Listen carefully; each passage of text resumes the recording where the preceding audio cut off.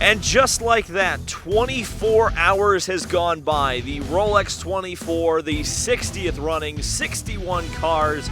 It was a wild race, a wild finish in most of the classes. Let's talk about it right now.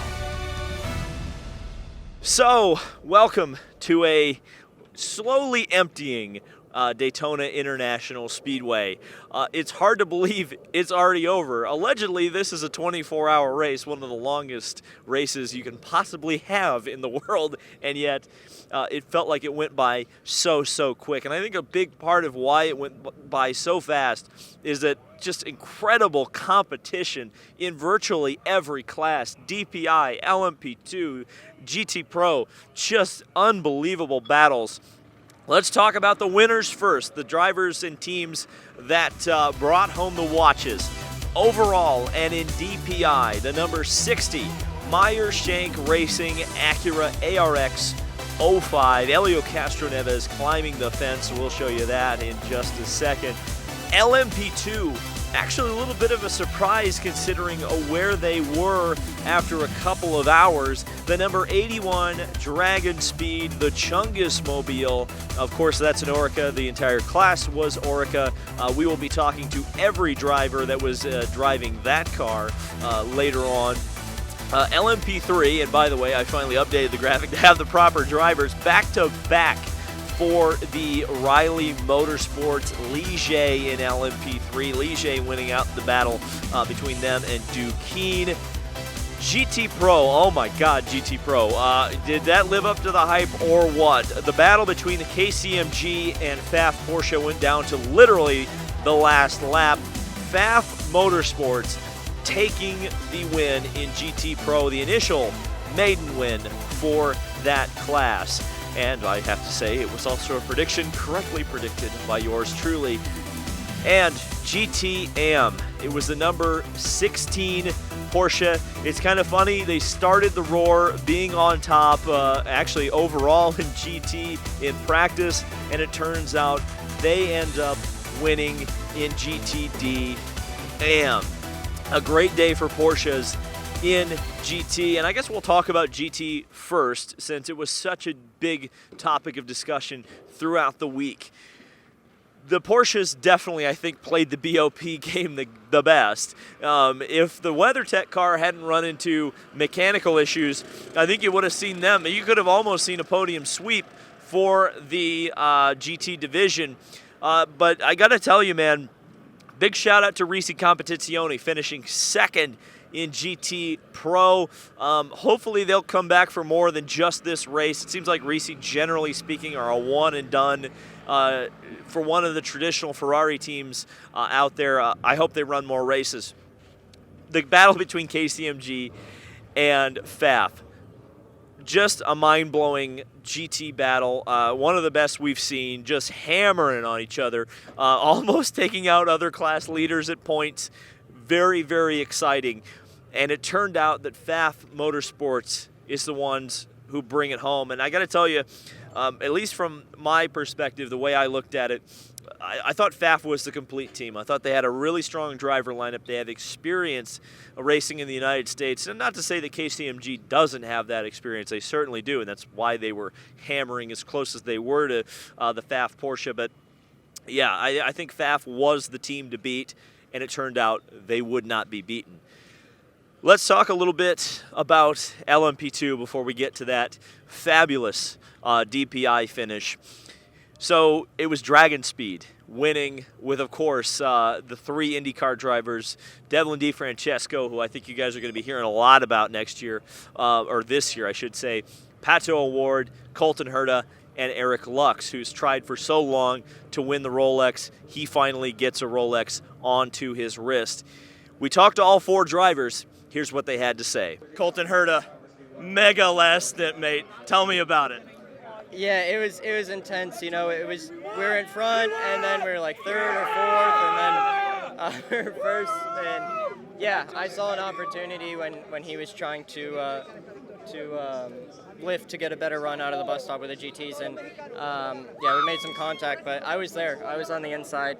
I don't think he liked it, but it's what you have to do. No one cares no one knows or cares if you finish second in this race. So, and it's a one-off for us, so we don't care either. So it's checkers of records for us.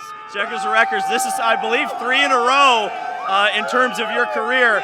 Good momentum carrying into the IndyCar season, eh? That's right. That's the most I think I've ever won in a row. That race was so much fun. It was so back and forth between us and I don't know what Tower Motorsports. Tower and the Jumbo guys, and yeah, there was a few guys that were like super fast, and yeah, it was a lot of fun. Eric Lux, LMP2 win at the Rolex 24. How are you feeling, my friend? Man, it's been a long time coming. I've been chasing this watch since '05, and I've come close so many times. I can't tell you what's going through my mind right now. It's just amazing. This driver pairing, I mean, it's an all-star cast. How do you feel winning a race with these guys? Well, it's everyone. It's Elton Julian, Dragon Speed, the mechanics, engineers, my fantastic teammates. We had every piece of this come together the way it needed to, and it still came down to the last couple laps here. So, man, that was nerve-wracking the last hour. And I just can't thank everyone enough who was part of Dragon Speed to make this possible. How good is that watch going to look on your wrist, my friend? Oh, my God. It's not even setting in yet. It's just surreal. All right, man. You worked so hard to put this all together. It came together late. You're in victory lane in LMP2. Tell me how you're feeling, man. Man, I think I've aged 10 years in the last hour of that race. You know, the four of us, all the Dragon Speed crew did an unbelievable job through the night, you know, moving forward after the setbacks right at the start of the race, everyone executing amazing stints, and the pace was there with all of us, and Colton did an unbelievable job in that last hour. You know, we had a great team, and we showed that. Where are you going to put the watch, on your wrist or on your shelf? I haven't decided yet. All right, you wanted the watch, you got the watch. Tell me about it. Oh, man, it's been a long day, and we started off the race with many little things that put us back quite a bit. So we said, you know what, it's going to be a fight until the end. We're going to make up our time, and we want a shot at it at the end. And I knew, as soon as I saw Colton, I know him very well. So I knew if he had a shot, he was going to go for it, and he was going to make it happen. I never lose faith in this guy. So, like I said, if my money isn't on myself in a race car, it's on Colton. Well, that's the thing. Once upon a time, you two were going to be teammates. How special is it to be teammates and to accomplish this? It's awesome, man. It's so nice and so cool because we were teammates in Indy Lights, right? We were always going up against each other, but this gave us a chance for both of us to cheer for each other. And, I mean, man, our race was made from 11 p.m. to 8 a.m. I mean, we made up so much time. And it was awesome. I mean, what a great team.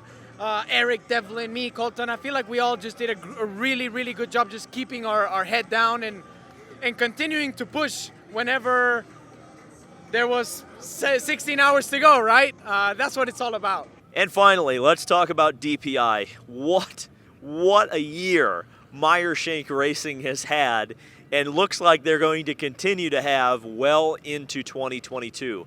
The Indianapolis 500 and now the Rolex 24 victories on the mantle. I said it, I think at the midway point, and maybe even at the 6-hour mark. These conditions were very, very favorable to Acura. Being a turbocharged car, you want cool conditions, making peak power, and as it turned out, that peak power was able to get them across the line. It was a battle for sure between both of the Acuras. You had the Wayne Taylor car, the streak finally broken, 4 races, 4 Rolexes in a row in 2 different cars, and they finally get toppled right here in the last race for DPI by Meyer-Shank Racing. And it was so great to have HELIO Castroneves finishing the race for Meyer-Shank Racing, once again proving what a valuable asset he is to that team, climbing the fence at Daytona. Could you believe that? Just say that. HELIO Castroneves winning for Meyer-Shank Racing at Daytona and climbing the fence. You say that 2 years ago and just kind of see if you believe it. And you think about, I mentioned, you heard me mention it to Colton Herta in that interview, the momentum that some of these IndyCar drivers and teams are bringing from here to St. Pete. That's going to be absolutely fascinating to watch. And I've got to give a shout out, because certainly some cars fell apart at the end of the race, or at least since we last spoke. Chip Ganassi Racing looked so dominant. Ultimately, both cars ended up running into mechanical issues. By the way, that was another prediction of mine. But one of the interesting and important things is that Alex Palou is now the track record holder at the Daytona road course in the race, of course, not so much in the qualifying. But I mean, they were running so fast in the race, they would have been on pole 2 or 3 years ago. Race laps, which is just mind-blowing to me. So Alex Palou clearly on the top of his game. Colton Herta managed to win the race and extend his streak of wins in racing to 3 in a row and really fought it out. Pato O'Ward was an absolute soldier in the night hours. And of course, you know, Meyer Shank Racing looking real smart, hiring Helio Castroneves and Simon Pagenaud to take on those driving duties for this year's IndyCar season. Our IMSA coverage will continue with the Mobil 1 12 Hours of Sebring. Yes, we will be there, and in fact, we'll be there for actually, believe it or not, most of the IMSA schedule because, of course, there are some double headers with IndyCar, Long Beach, and Detroit.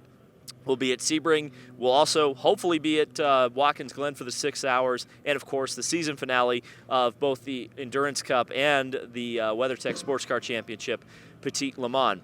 Of course, IndyCar coming very quick. We'll be back here as well for the Daytona 500. So if you've enjoyed any of this coverage, be sure to subscribe. Thank you guys so much for watching, and thank you to the Patreon supporters for making this possible. We'll see you in the next video.